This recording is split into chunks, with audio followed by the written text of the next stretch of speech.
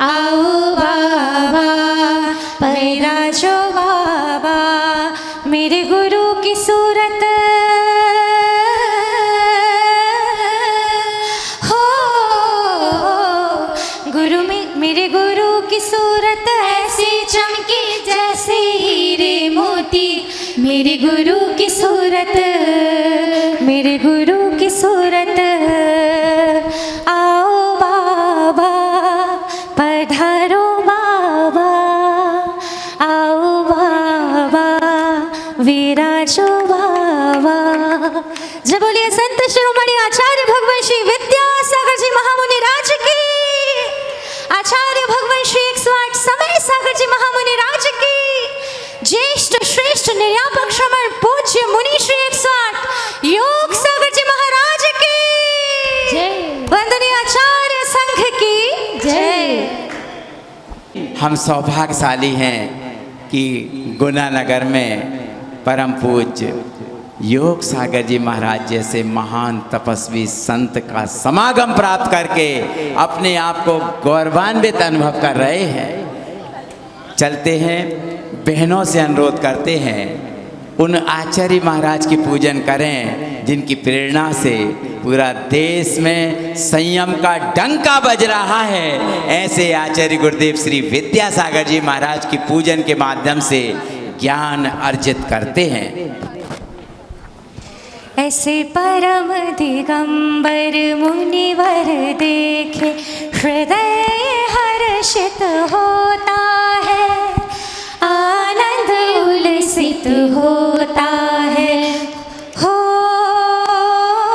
सम्यक दर्शन होता है आचार्य श्री जी के चरणों में हम झुका रहे अपना माथा, हम झुका रहे अपना माथा। जिनके जीवन की हर चर्या बन पड़ी स्वयं ही नवगाथा, बनी पड़ी स्वयं ही नवगाथा। जैनागम का वह सुधा कलश जो बिखराते हैं गली गली, बिखराते हैं गली गली। जिनके दर्शन को पा करके खिलती मुरझाए हृदय कली, मुरझाए हृदय कली। ऐसे परम दिगंबर मुनिवर देखे हृदय हर्षित हो। घटस्थापनम जय हो जय हो जय हो। अत्र मम सन्निहितो ववसत् सन्निधिकरणं जय हो जय हो जय हो। परिपुष्पांजलिं क्षिपामि नमोस्तु। फूलों सा चेहरा तेरा हल्की सी मुस्कान है, फूलों सा चेहरा तेरा हल्की सी मुस्कान है। तप तेरा देख के त्याग तेरा देख के हम सब भी हैरान हैं।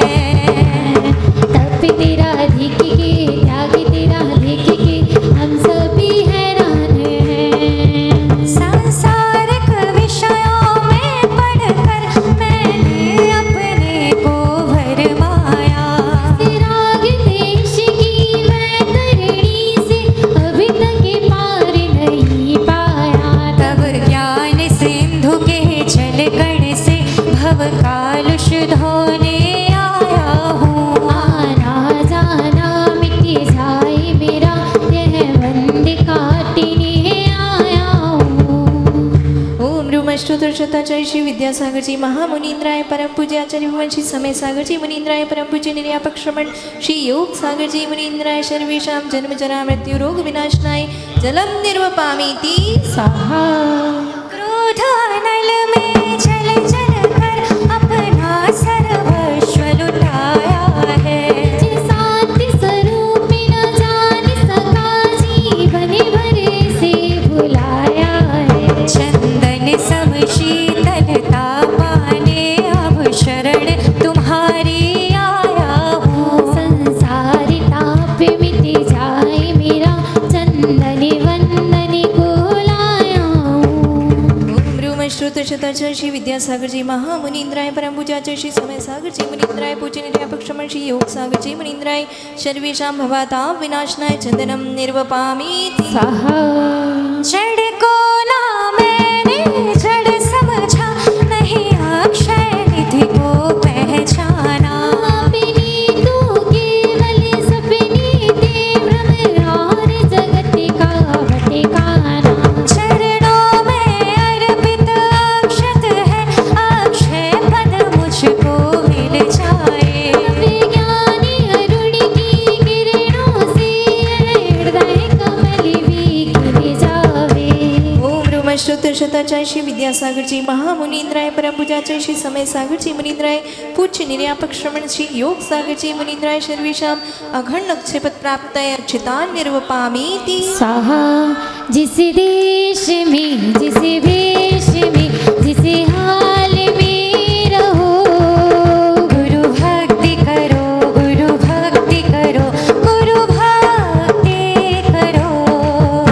इन विषय भोग की मदिरा पी मैं बना सदा से मतवाला। तृष्णा को तृप्ति करी जितनी उतनी बड़ी दीक्षा ज्वाला। मैं काम भाव विध्वंस हेतु मन सुमन चढ़ाने आया हूँ। यह मदनी विजेता बन न सकी, यह भाव हृदय में लाया हूँ। ओम रूम श्रुत शताचार्य श्री विद्यासागर जी महामुनीन्द्राय परम पूज्याचार्य श्री समय सागर जी मुनीन्द्राय परम पूज्य मुनि श्री 108 योग सागर जी महामुनीन्द्राय सर्वेषां कामाणि विनाशनाय पुष्पाणि निर्वपामीति। स्वाहा इस क्षुधा रोग की व्यथा कथा भव भव में कहता आया हूँ। अति भक्ष अभक्ष की फिर भी मन तृप्ति नहीं कर पाया हूँ। मैं वेद समर्पित करके मैं तृष्णा की भूख भगाऊंगा। अब और अधिक ना भटक सकूं, यह अंतर बोध जगाऊंगा। ओम रूम श्रुत शताचार्य श्री विद्यासागर जी महामुनीन्द्राय परम पूज्याचार्य भगवान श्री समय सागर जी मुनीन्द्राय पूज्य निर्यापक श्रमण श्री योग सागर जी मुनीन्द्राय सर्वेषां क्षुधा रोग विनाशनाय नैवेद्यं निर्वपामीति। स्वाहा मोहांधकार से व्याकुल हो निजको नहीं मैंने पहचाना। मैं राग देश में लिप्त रहा, इस हाथ रहा बस पछताना। यह दीप समर्पित है मुनिवर, मेरा तम दूर भगा देना। आत्मज्ञानी दीप की बाती से हमें अंतर दीप जला देना। ओम रूमाचार्य भगवान श्री विद्यासागर जी महामुनीन्द्राय परम पूज्याचार्य श्री समय सागर जी महामुनीन्द्राय पूज्य निर्यापक श्रमण श्री योग सागर जी महामुनीन्द्राय सर्वेषां महामोहांधकार विनाशनाय दीपम निर्वपामीति। स्वाहा इन अशुभ कर्म ने घेरा है, मैंने अब तक यह माना था। उस पाप कर्म तज पुण्य कर्म को चाह रहा अपनाना था। शुभ अशुभ कर्म सब रिपुदन है, मैं इन्हें जलाने आया हूँ। इसलिए आपके चरणों में अब धूप चढ़ाने आया हूँ। ओम रूमाचार्य भगवान श्री विद्यासागर जी महामुनीन्द्राय परम पूज्याचार्य श्री समय सागर जी महामुनीन्द्राय पूज्य निर्यापक श्रमण मुनि श्री 108 योग सागर जी महामुनीन्द्राय अष्टकर्म दहनाय धूपम निर्वपामीति। स्वाहा भोगों को इतना भोगा कि खुद को ही भोग बना डाला। साधे और साधक का अंतर मैंने आज मिटा डाला। मैं चिदानंद में लीन रहूं, पूजा का यह फल पाना है। पाना था जिसके द्वारा वह मिल बैठा मुझे ठिकाना है। ओम रूमाचार्य भगवान श्री विद्यासागर जी महामुनीन्द्राय परम पूज्याचार्य श्री समय सागर जी महामुनीन्द्राय परम पूज्य निर्यापक श्रमण श्री योग सागर जी महामुनीन्द्राय महामोक्ष फल प्राप्तये फलम निर्वपामीति। स्वाहा जग के वैभव को पाकर मैं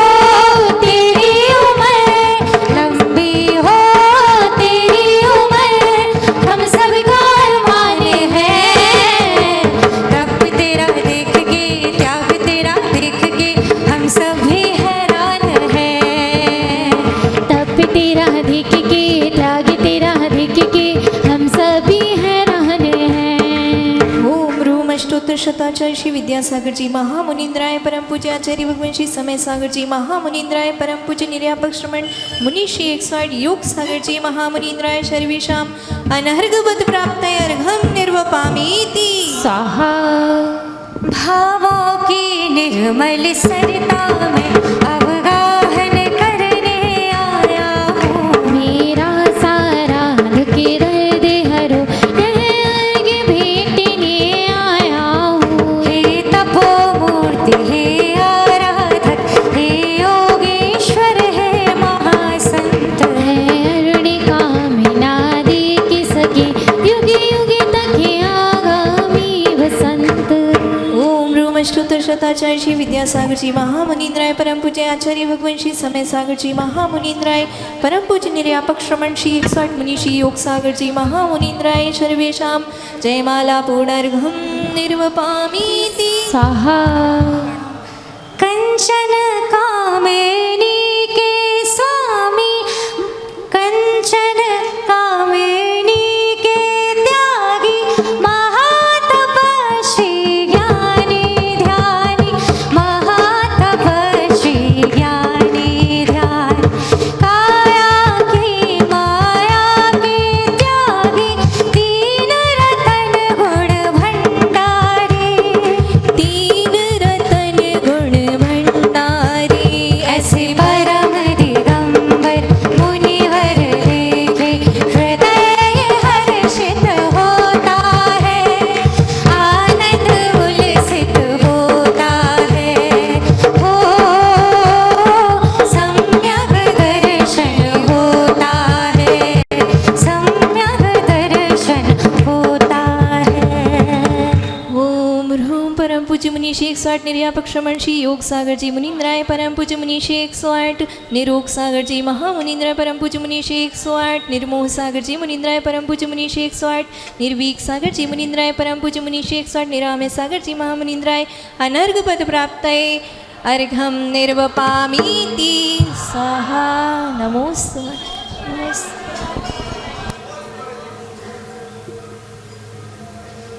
आचार्य समय सागर जी महाराज की ज्येष्ठ और श्रेष्ठ प्रथम निर्यापक श्रवण परम पूज्य मुनि श्री योग सागर जी महाराज की पूज्य निरोग सागर निर्मोह सागर निरामय सागर निर्भीक सागर जी महाराज की समस्त मुनि संघ की। वास्तव में गुनावासियों का बहुत तीव्र पुण्य का उदय है, क्योंकि अनेक अनेक भवों का जब पुण्य इकट्ठा हुआ होगा तब कहीं हमने मनुष्य जन्म को प्राप्त किया होगा। उसमें भी इस जन्म को प्राप्त करके हमने पूज्य ज्येष्ठ और श्रेष्ठ मुनि श्री योग सागर जी महाराज जैसे संघ का सानिध्य पाया है। ये सोने में सुहागा है। वास्तव में आपके पुण्य की सराहना करते हुए उन गुरुदेव के चित्र के समक्ष दीप प्रज्वलन करने बहुत आदर के साथ आमंत्रित कर रहा हूँ। आदरणीय श्री रमेश चंद जी, श्रीमती सरोज जी वंदना स्टॉस परिवार, श्री सतीश कुमार जी म्याना परिवार, श्री सुरेश चंद जी पीपल म्याना परिवार और श्री अनिल जी सरहा परिवार कृपया पधारें और पधार कर गुरुदेव के चित्र के समक्ष दीप प्रज्वलन करने का परम सौभाग्य प्राप्त करें। सबसे पहले श्रीफल अर्पित करके पूज्य महाराज श्री से आशीर्वाद प्राप्त करें। धन्य धन्य आज घड़ी कैसी सुखकार है, धन्य धन्य आज घड़ी कैसी सुखकार है। योग सागर महाराज हैं जी, योग सागर महाराज हैं, निरोग सागर महाराज हैं, निर्मोह सागर महाराज हैं, निरामय सागर महाराज हैं, निर्भीक सागर महाराज हैं। धन्य है हम सब गुनावासी जो इस समय पूज्य महाराज श्री के दर्शनों का लाभ प्राप्त कर रहे हैं। ओ विद्या की गंगा, समय की गंगा, योग की गंगा बहाते चलो। राहों में आए जो दीन दुखी, सबको हृदय से लगाते चलो। विद्या की गंगा बहाते चलो। इसी क्रम में सभी अतिथिगण शास्त्र दान करने का भी सौभाग्य प्राप्त करें। आज के हमारे सभी श्रावक श्रेष्ठीगण कृपया शास्त्र दान करने का सौभाग्य प्राप्त करें पूज्य महाराज श्री के कर कमलों में। जिन वाणी मोक्ष न सैनी है, जिन वाणी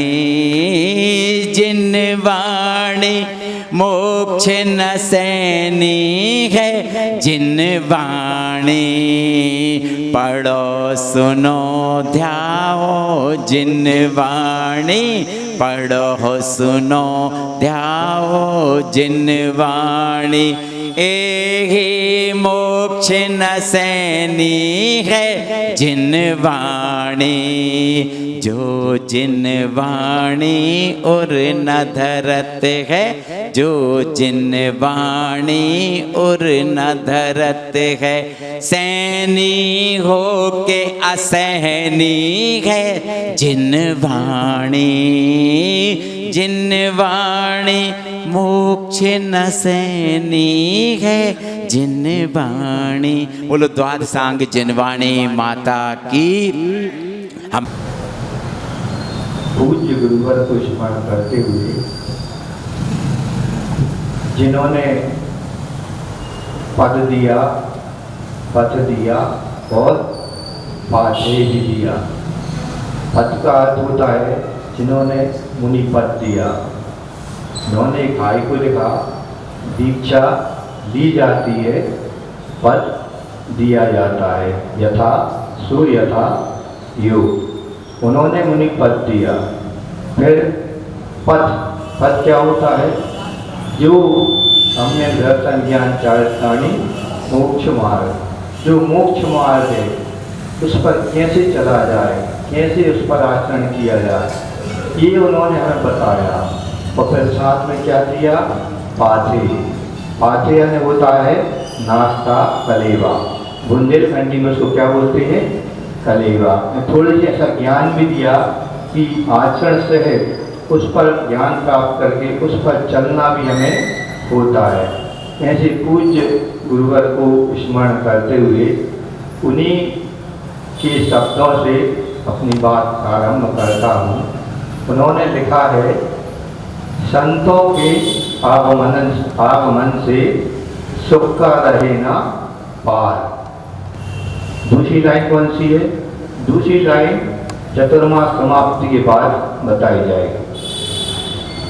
संतों के आगमन से सुख का रहे ना पार। एक प्रसंग आता है, तुलसीदास जी की रामायण है, उसमें वो लिखते हैं, भरत अपने बड़े भाई रामचंद्र जी से एक प्रश्न पूछते हैं कि हे भाई, मुझे एक प्रश्न का उत्तर दीजिए।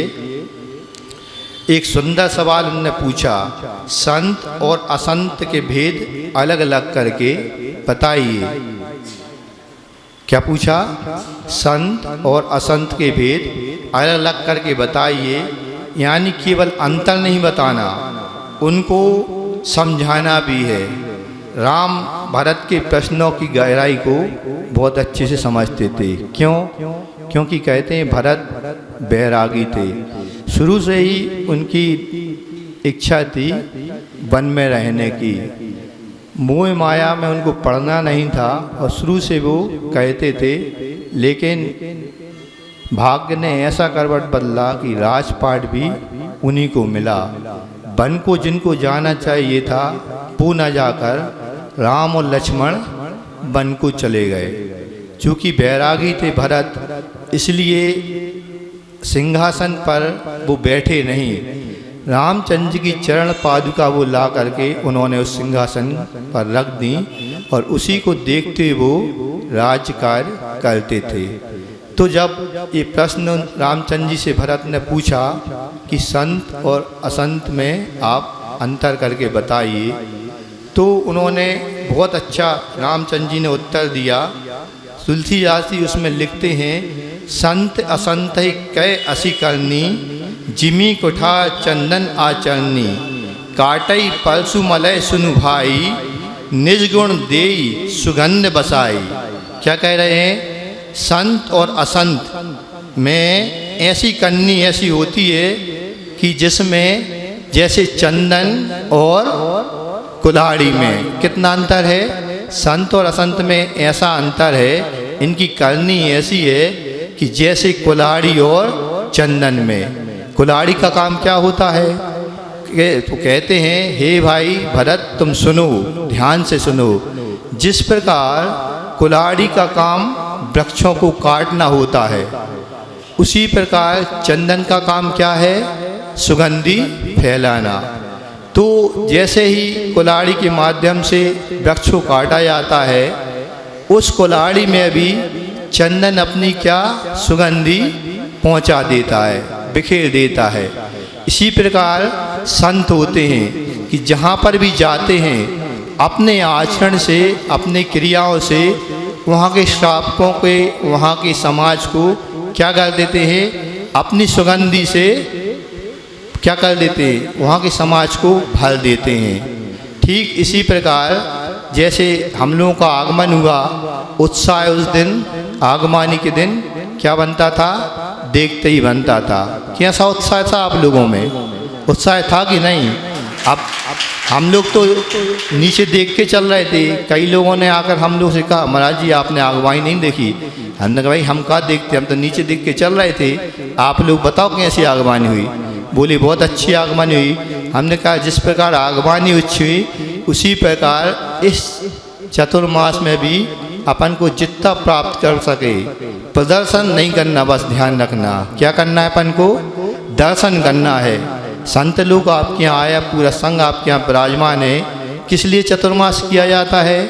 ये 4 महीने इसलिए रुकते हैं कि जो बाहर प्रकृति अपना रूप दिखाती है, बरसात के कारण जीवों की उत्पत्ति, अनेक प्रकार के जीवों की उत्पत्ति होती है। चलने में जो बाधक होती है साधु संतों के, इसलिए 4 माह एक स्थान पर ठहर कर यहाँ साधना की जाती है।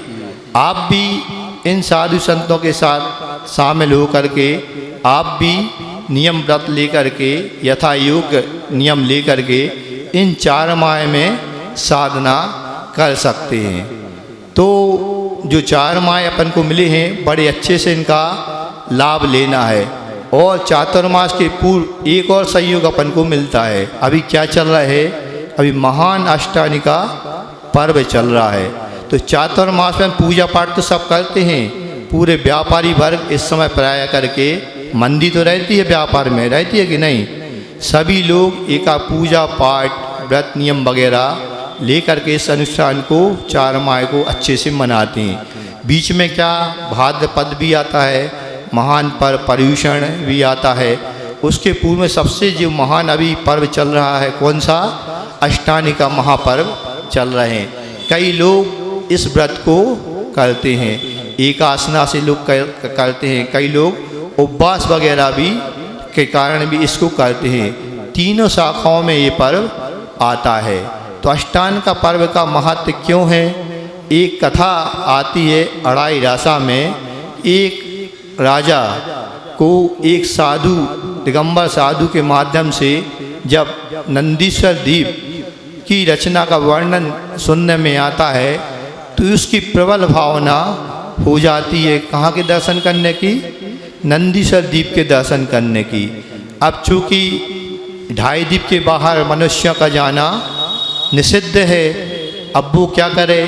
उसकी रानी उससे कहती है कि हम लोग वहाँ जा नहीं सकते, क्योंकि मनुष्यों का वहाँ जाना निषिद्ध है। वहाँ तो सिर्फ देव लोग ही जाते हैं।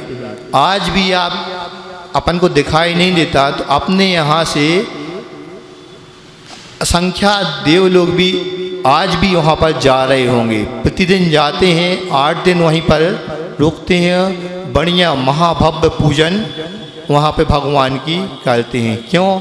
महाराज जी बताते हैं कि समूषण में जब भगवान का समूषण अनंत परमेष्टि का लगता है, तो उसमें भगवान को छूने नहीं मिलता। क्यों?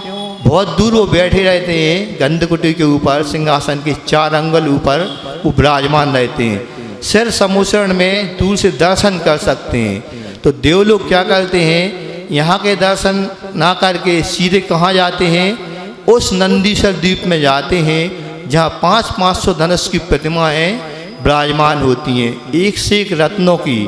आप जब नंदीश्वर पढ़ते हैं उसमें लिखा है पूरा वर्णन। आचार्य गुरुवर ने हम लोगों पर इतनी अच्छी कृपा की कि जो पूज्यपाद स्वामी ने संस्कृत में नंदीश्वर भक्ति लिखी हुई थी उसका इतना सरल शब्दों में अनुवाद किया है हिंदी में।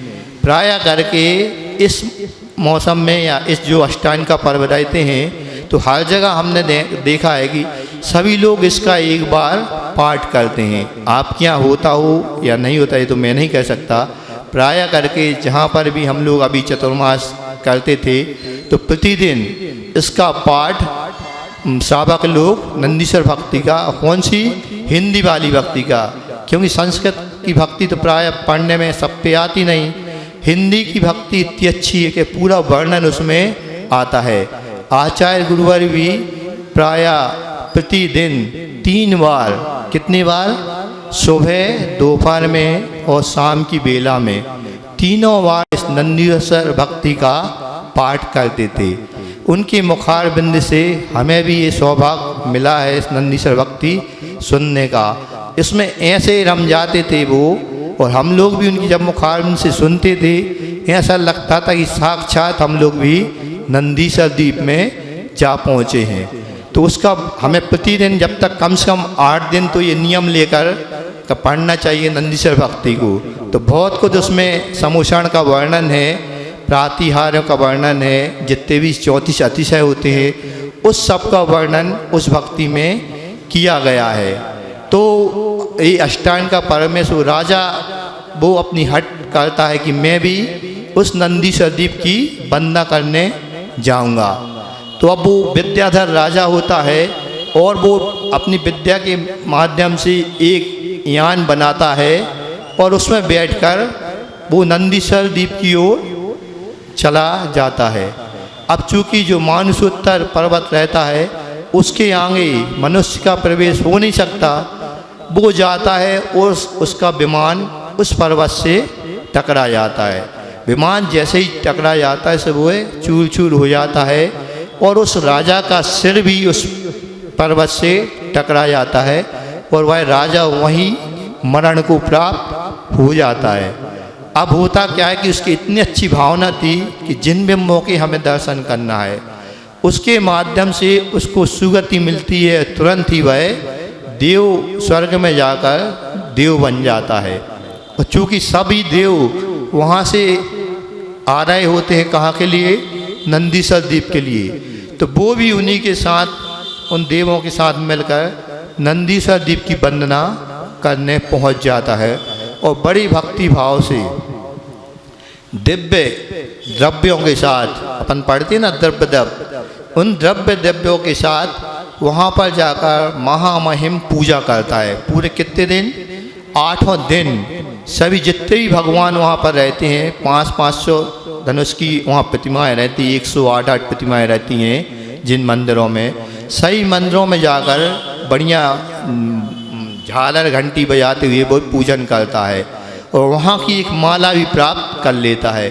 और वो जब आता है वापस तो वो अपना रूप, विक्रिया तो धारी तो रहती है देव, सो अपना रूप बदल के पुनः उस नगर में अपने महल में वही पुराना राजा का रूप बना करके वापस आ जाता है और अचानक उस रानी के सामने प्रकट हो जाता है और कहता है, रानी मैं 8 दिन में नंदीश्वर द्वीप की वंदना करके आया हूँ। चूँकि रानी सम्यक दृष्टि थी और उसको पूर्ण विश्वास था कि जो आगम में लिखा है वो कभी दूसरा उससे हो नहीं सकता, जो लिखा है वही होगा। आगम में क्या लिखा है, मनुष्य कभी भी 2.5 द्वीप को लांघ कर जा नहीं सकता। वो उसके सब सबूत देता है कि मैं ये माला वहाँ से एक लाया है पहचान के रूप में कि देखो मैं ये माला भी वहाँ के नंदीश्वर द्वीप के मंदिरों की लाया है, मैं वहाँ पर पूजन पाठ करके भी आया हूँ। लेकिन रानी टस से मस नहीं होती कि आप वहाँ की वंदना करके आए हो। फिर इसने में राजा भी उसकी अपनी हार मान लेता है और अपने असली रूप में आ जाता है।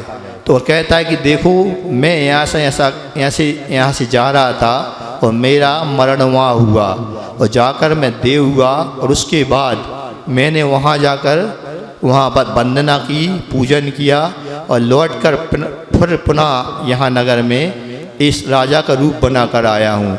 वो रानी की बहुत प्रशंसा करता है कि देखो धन्य है आप, कितनी सम्यक दृष्टि है, जो आगम में देव सास गुरु के प्रति सच्चा श्रद्धान आपका है। वो रानी उन महाराज के पास जाती है और वहाँ पर भी क्या करती है, सब कुछ छोड़ छाड़ करके आर्य का दीक्षा ग्रहण कर लेती है और ऐसा घनघोर तप करती है कि वो भी स्वर्ग में जा कर के देव होती है और वहाँ से च्युत होकर महान एक रिद्धिधारी मुनिराज बन के अगले भाव में वो क्या करती है, निर्वाण मोक्ष को प्राप्त करती है। ऐसी अचिंत महिमा इस नंदीश्वर द्वीप की है। पूज्य बड़े महाराज जी को ही सुनना है तो हम भी इन जो पर्व के दिन कहलाते हैं, ये महान पर्व होता है, इसमें भी जितना बन सके उतना हमें भी पूजन पाठ करना चाहिए, उसका अचिंत फल मिलता है। जब नंदीश्वर भक्ति में खुद लगा है कि 3 बार प्रतिदिन उसको पढ़ना चाहिए। इसके भी ऐसे ऐसे फल बताए हैं आचार्य जी, तो कहते इतना अच्छा फल इनका मिलते, सबसे अच्छे क्या है, आचार्य प्राय कहते थे इससे मानसिक शांति अपन को बहुत मिलती है। जब भी अपन इसको सुर ताल में पढ़ते हैं तो बिल्कुल ऐसा लगता है कि नंदीश्वर द्वीप की हम वंदना कर रहे हैं। तो ऐसा हम एक छोटा सा नियम भी ले सकते हैं, जब भी अष्टांग का पर्व हो कम से कम दिन में इन आरतनों में एक बार उस नंदीश्वर भक्ति का हम पाठ करेंगे। इतना ही कह करके अपनी वाणी को विराम देता हूँ। बोले अहिंसा परमो धर्म की, संत श्रोमणी आचार्य गुरुवर्षि विद्यासागर जी महामुनि राज की, पूज्य निरामय सागर जी महाराज की। महान भाव गुनावासी इतने पुण्यशाली हैं जो महाराज श्री के अभी हम प्रवचन सुन रहे थे। ऐसे निरामय सागर जी, योग सागर जी, गुना गौरव निष्कंप सागर जी उस समय सल्लेखना के समय गुरुदेव के समीप थे और उन्होंने वे सब दृश्य देखा था जो सल्लेखना के समय हमें टीवी पर दिखाया जा रहा था। वाकई हम सब इस महान सारे दृष्टांतों को, गुरुदेव के बहुत सारे उदाहरणों को विगत दिनों में सुनने का सौभाग्य प्राप्त करेंगे, लेकिन बजाय आप अपने अपने रिश्तेदारों को, अपने अपने चहेते इष्ट मित्रों को मोबाइल के माध्यम से सूचित कर दें कि गुना में वह वर्षा योग का अमृत मंगल कलश स्थापना का महाभव्य आयोजन 15 जुलाई 2025 मंगलवार को नसियाजी में 1:30 बजे प्रारंभ होने वाला है। इसके बाद कल तो मैंने थोड़ी सी कक्षा संतशाला में सुनी थी और उसमें मूक माटी जैसे ग्रंथ का जब निरूपण पूज्य बड़े महाराज जी कर रहे थे तो ऐसा लगता था कि साक्षात गुरुदेव ही मूक माटी को बता रहे हो। पूरे 4 महीने तक ज्ञान की गंगा इस नगर में प्रवाहित होगी। फिलहाल में समय है ऐसे महान तपस्वी परम पूज्य मुनि श्री योग सागर जी महाराज के मुखारबिंद से अमृत वचन सुनने की। उनके चरणों में उपस्थित विशाल जन समुदाय की ओर से सत नमोस्तु अर्पित करते हुए प्रार्थना करते हैं अपनी अमृतमयी वाणी से हमें सिंचित करने की कृपा करें। नमोस्तु नमोस्तु नमोस्तु। ओम मात्रं दयाकलत्रं वरशक्तिपात्रं भव्यात्ममित्रं भूने पवित्रं नाभेयपुत्रं प्रणमामि नित्यं। बोले पार्श्वनाथ भगवान की जय, 2400 भगवान की जय। बोले आचार्य गौरव विद्यासागर जी महाराज की जय। बोले आचार्य समय सागर जी महाराज की परम पूज्य ज्येष्ठ और श्रेष्ठ प्रथम निर्व्यापक परम पूज्य मुनि श्री योग सागर जी महाराज की, मुनि संघ की। हाँ, अभी आप लोगों ने महाराज के मुकाबले से महापर्व जो अष्टांगिक पर्व की महात्म को सुना।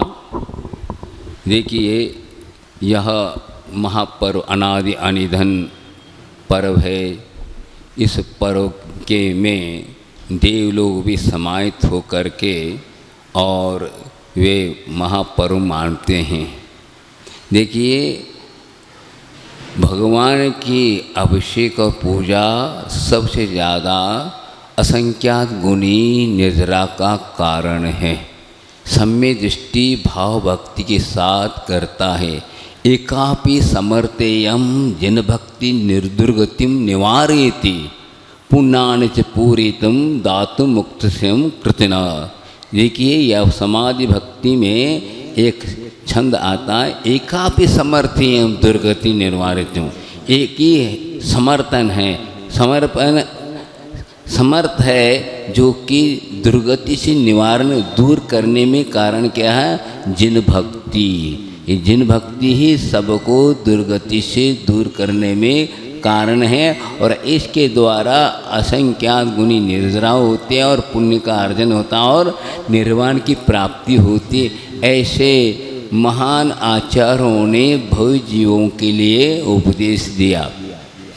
देखिए, जब देवलोग जन्म को प्राप्त होते हैं स्वर्ग आदि में, तब वे उठते ही क्या करते हैं? स्नान करके वहाँ पर जो जिन प्रत्येक विमानों में जिनालय हैं वहाँ जा कर के अभिषेक पूजन करते हैं। शुरुआत वहाँ से होती है। अब ये बताया गया कि सम्य दृष्टि है तो भाव भक्ति के साथ करता है, मिथ्या दृष्टि होता है तो भी करता है।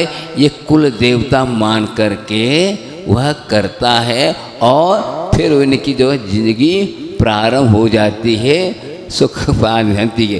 तो यहाँ से शुरुआत होती है। तो प्रत्येक विमानों में अकृत्रिम चैत्यालय हैं और वह अनादि अनिधन हैं और वे ऐसे हैं जो कि किसी के द्वारा बनाई नहीं गया।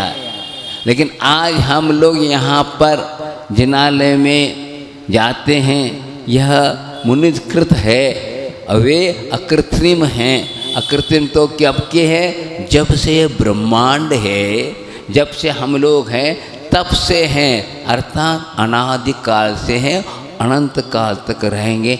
ऐसे अकृत्रिम चैत्यालय हैं जिसको देखते ही भव्यात्मा के जीवन में ऐसा आकर्षण और ऐसी विशुद्धि प्राप्त होती है जिसके द्वारा असंख्यात गुणी निद्रा को प्राप्त होता है। मैं आपके सामने एक बात कहना चाह रहा हूँ कि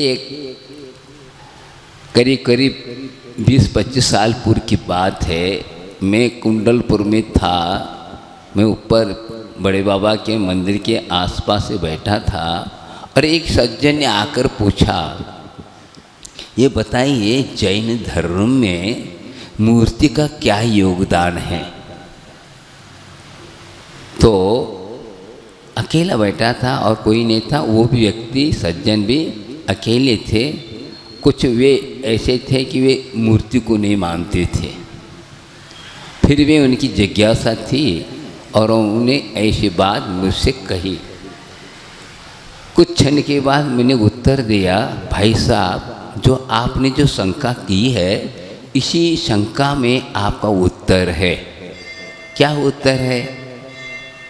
आपने क्या कहा? जैन धर्म में मूर्ति का क्या योगदान? मैंने कहा इसमें 3 बातें हैं, जैन और धर्म और मूर्ति। इस पर विचार करिए। तो धर्म को हमें प्राप्त करना है। धर्म किसे कहते हैं? स्वभाव की प्राप्ति। समझे? स्वभाव में अभी हम क्या हैं? स्वभाव में नहीं, विभाव में हैं। स्वभाव को प्राप्त करना है जिससे निर्वाण की प्राप्ति कहलाती है। स्वभाव की प्राप्ति को ही निर्वाण कहा जाता है। अभी हम विभाव रूप में हैं। जिस प्रकार दूध में घी है लेकिन वो दिखाई नहीं देती, लेकिन विश्वास है कि दूध में से घी निकाला जाता है। और एक बार दूध में से घी निकला तो घी कभी दूध नहीं बनता है? लेकिन बनता है। पुद्गल की परिणति है, बताता हूँ अभी। तो एक बार जीव शुद्ध हो गया तो फिर वो संसार में आ नहीं सकता। अभी हम लोगों के पास क्या है? अशुद्ध की अभिव्यक्ति है और शुद्ध की शक्ति है। जैसे दूध में घी की शक्ति है और दूध में घी की शक्ति है, अभिव्यक्ति क्या है? दूध रूप में। इसी प्रकार हम लोगों के वर्तमान में हमारे दूध के भांति हम वैभाग्य रूप में हैं। शक्ति शुद्ध की है, अशुद्ध की अभिव्यक्ति है। जैसे एक बार चर्चा चल रही थी आपस में, क्षमा सागर और हमारे बीच में, आज से 45 साल पूर्व की बात कर रहा हूँ। तो उन्होंने कहा शुद्धों में भी अशुद्ध की वैभाविक शक्ति है, ऐसा कहा।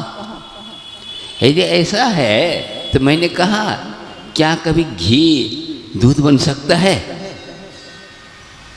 शक्ति है तो अभिव्यक्त हो जाएगी ना फिर। मैंने कहा, अब वो उत्तर दे नहीं पा रहे, लेकिन वे पढ़ चुके हैं। मैंने शंका की, इस उदाहरण को आप खंडित करिए, हाँ, या अप्रामाणिक सिद्ध करिए। क्या दूध कभी घी कभी दूध बन सकता है? नहीं बन सकता है।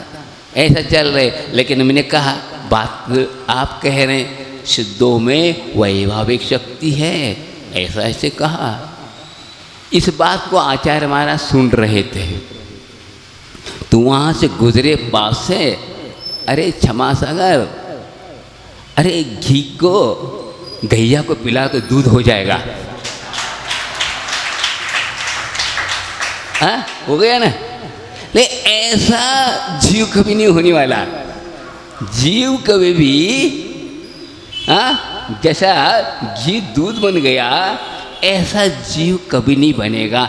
उसके पास शक्ति तो रहेगी लेकिन अभिव्यक्ति नहीं होगी। एक पुद्गल की कमी है कि वह जो है शुद्ध होकर के भी अशुद्ध हो सकता है।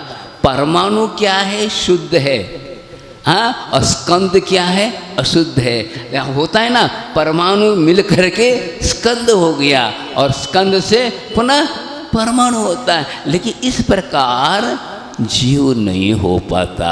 वह एक बार शुद्ध हो गया तो फिर कभी भी वह अशुद्ध नहीं हो सकता।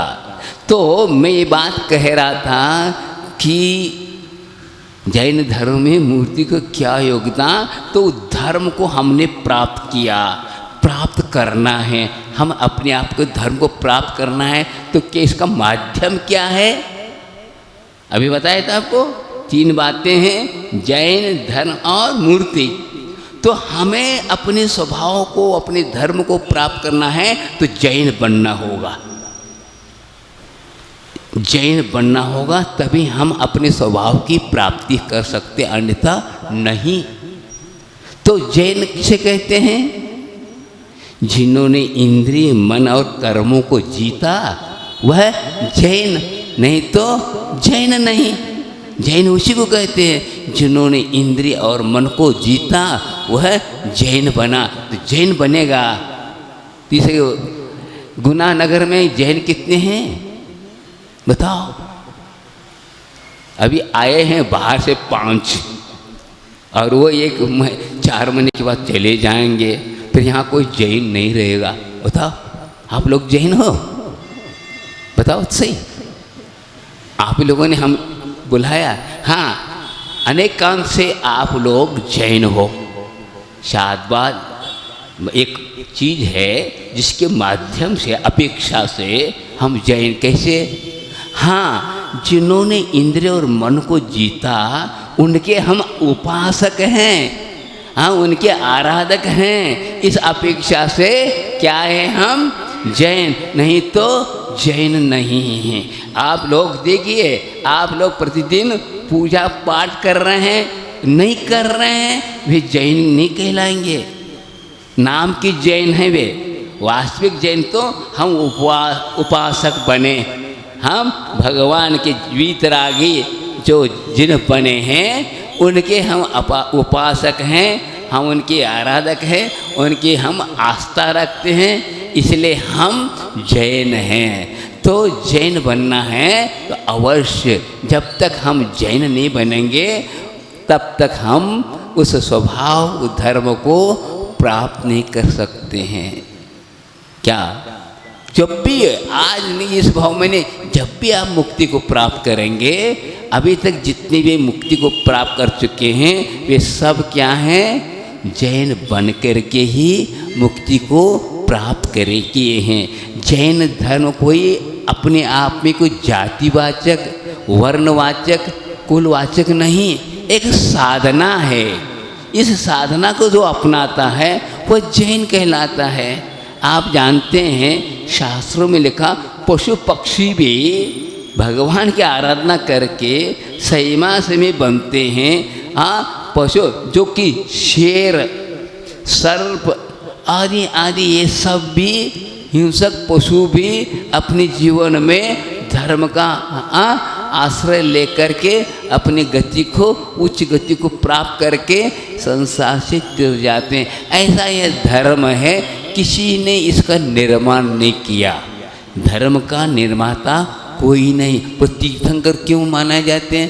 तीर्थंकर केवल देखिए धर्म के माध्यम से तीर्थंकर बने।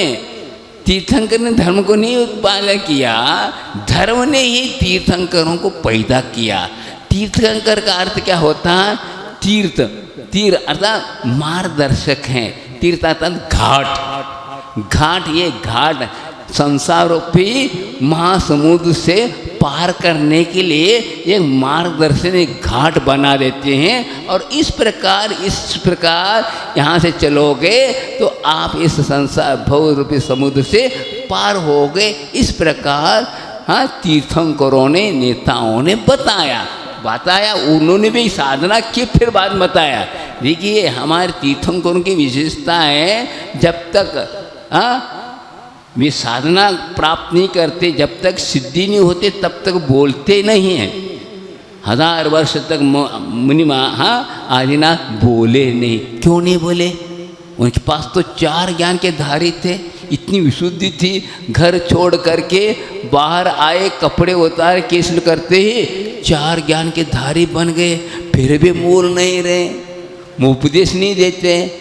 वो कहते हैं चौक्षम ज्ञान जो है कभी कुछ बोलता अनुभवात्मक नहीं है। जब तक अनुभूति नहीं होगी तब तक उपदेश देना क्या है? हमारा धर्म नहीं है। तो उन्होंने जब प्राप्त किया तब सहज रूप से बोलना नहीं पड़ा, द्विधिनी खिरने लगे। तो मैं ये कह रहा था कि हम अपने उस धर्म को हम प्राप्त करने के लिए हम आतुर हैं, लेकिन वह धर्म, अपना धर्म अपने लिए प्राप्त नहीं है। क्यों नहीं है बताओ? ज्ञानवान आत्मा है, सब जान रहा है, दुनिया के सब चीज़ें जानता है, लेकिन अपने आप को नहीं जानता, इसलिए वो मूर्ख कहलाता है। समझे? हम मूर्ख हैं। क्यों मूर्ख हैं बताओ? नित्य नहीं, कई प्रकार के आविष्कार हो रहे हैं, ये सब ज्ञान की बदौलत हैं। लेकिन ज्ञान होते हुए भी वह ज्ञान अशांति का कारण बना हुआ है। बताइए, आप नित्य बता, पहले कुछ दिन मैंने क्या था, टीवी वगैरह नहीं थे और कुछ नहीं थे, नई नई चीज़ें हो रही, सब कुछ हो रहा है। क्या आपको उपलब्ध हुआ? शांति मिली? नहीं मिली। फिर क्या है ये चीज़? बात क्या है? पराश्रित नहीं, स्वाश्रित है। जो अपना धर्म अपने को प्राप्त नहीं, इसलिए अशांति है। ये सब आकुलता को बढ़ाने वाले हैं, पराश्रित हैं। जब तक पराश्रित चीज़ों के आश्रित रहेंगे तब तक आकुलता और संसार में और दुख का ही अनुभव करता है। तो हम अपने धर्म को प्राप्त करना है तो आपको प्योर जैन बनना होगा, तभी वह उपलब्ध हो सकती है। अब 2 बातें हो गई, तीसरी बात क्या है? मूर्ति। मूर्ति का क्या योगदान है? स्वभाव को प्राप्त करने के लिए मूर्ति भी योगदान है। मूर्ति क्या है? एक दर्पण के भांति है। आदर्श जिसको कहते हैं संस्कृत में आदर्श अर्थात दर्पण। आप दर्पण देखते हैं? हाँ, दर्पण आज तक किसी ने नहीं देखा। दर्पण को देखने गए, खुद को ही देखा।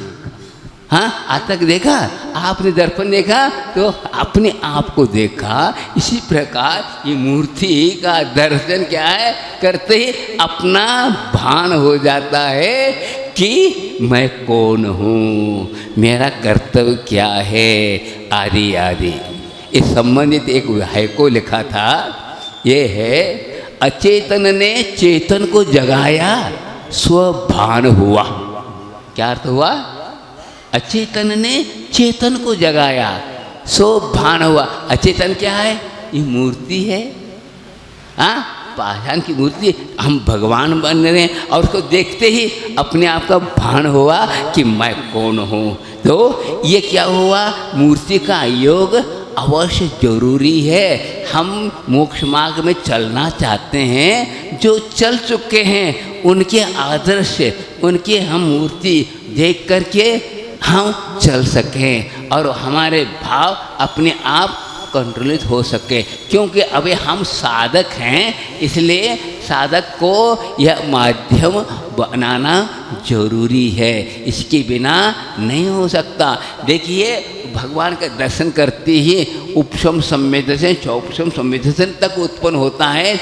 यह माध्यम जरूरी है मोक्ष मार्ग में। आजकल स्वाध्याय करते हैं और कहते हैं कि क्या पूजा पाठ करने से बंद होता है। बताओ, ये ऐसे कहेंगे तो क्या होगा? हाँ, पर किसके द्वारा बंद संवर होगा बताओ? यदि आयतन ही हाँ बंद का ठहरा। पहले तो भगवान ने बताया कि अनायत को छोड़ो, आयतन को अपनाओ, फिर बाद में आप अपने आप संवेदन की उत्पत्ति होगी। लेकिन हम संवेदन के जो साधन बताए वही बंद का कारण हम उपदेश देने लगे। कितना बड़ी मिथ्या बातें होने लगी। इसको कहते अवर्णवाद, श्रुत का अवर्णवाद हो रहा। भगवान का दर्शन करते ही बताओ, हाँ मैं ये बताता हूँ, आचार्य बहुत अच्छी बात कहते हैं। देखिए, अष्टांगिक पर्व में हाँ सौदर इंद्र क्यों जाता है?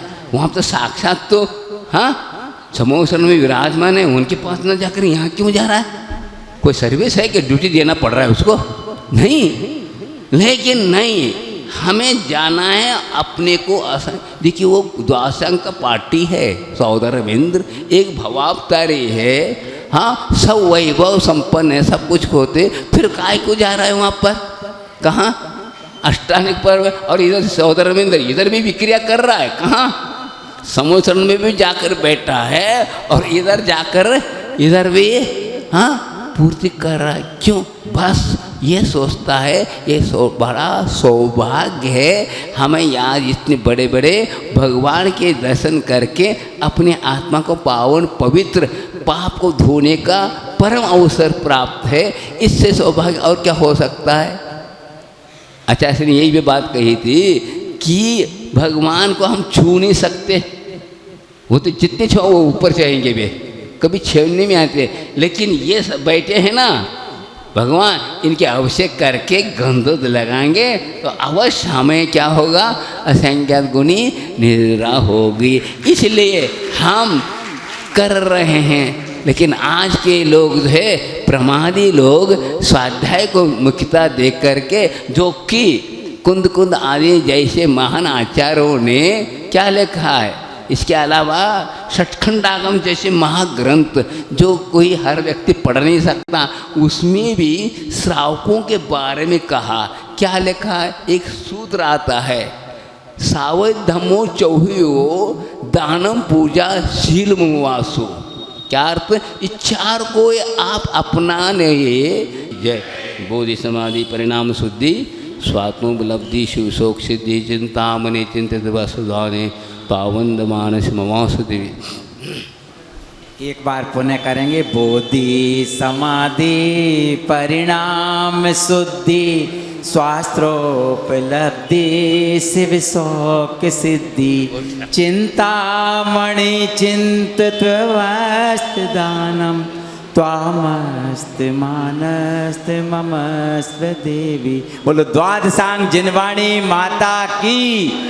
जो चौका लगा रहे हैं अथवा चौका लगाने का भाव बना रहे हैं उनके लिए विशेष रूप से कहना चाहूँगा कि जो वर्षा का पानी है उसको कलेक्ट कर करके चौके में उपयोग ना करें, अर्थात कुएं के पानी का ही उपयोग करें ताकि महाराज श्री का स्वास्थ्य अनुकूल बना रहे, वे स्वस्थ रहेंगे तो हमकी जिन धर्म की प्रभावना अच्छे से होगी। इस बात का विशेष ध्यान रखें। आज निरोग सागर इसी वास्ते नहीं आए, तबीयत खराब हो गई। हाँ देख लो, आप 2 दिन हो गए। देखो पानी जो है, जो आजकल जो टाका टाका कहा जा रहा है वो ठीक नहीं है। टाका जो बनता है वो आजकल आप लोग प्लास्टिक को ही ढाके मान करके और स्टील के पाइप को आप मान के चल रहे, ये गलत है। टाका जो बनता है यहाँ नहीं बना सकते, यहाँ के कारीगर नहीं जानते। जो जयपुर और गुजरात में जानते हैं उनको बुलाकर बनाओगे तो सही है, नहीं तो बात गड़बड़ होती है।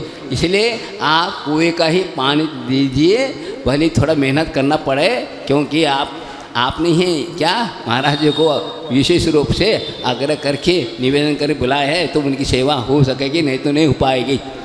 समझ में आई? बोलो योग सागर जी महाराज जी की। एक बार पुनः 15 जुलाई 2025 दोपहर 1:30 बजे नसिया जी में अमृत वर्षा योग कलश की स्थापना गुना नगर में होने जा रही है। आप सभी से अनुरोध है कि अभी से ऐसा माहौल, ऐसा मन बनाएं कि प्रत्येक घर में एक कलश अवश्य पहुँचे। एक कलश आपके घर में पहुँचेगा तो यादगार रहेगी कि 2025 में पूज्य योग सागर जी महाराज का सत्संग अमृत वर्षा योग हुआ था और हमने भी धर्म आराधना के निमित्त से एक कलश लेने का सौभाग्य प्राप्त किया था। आप सभी से अनुरोध है कि कृपया 15 जुलाई 2025 को मंगल कलश स्थापना कार्यक्रम में पधार कर पुण्य लाभ अर्जित करें। बहुत बहुत धन्यवाद।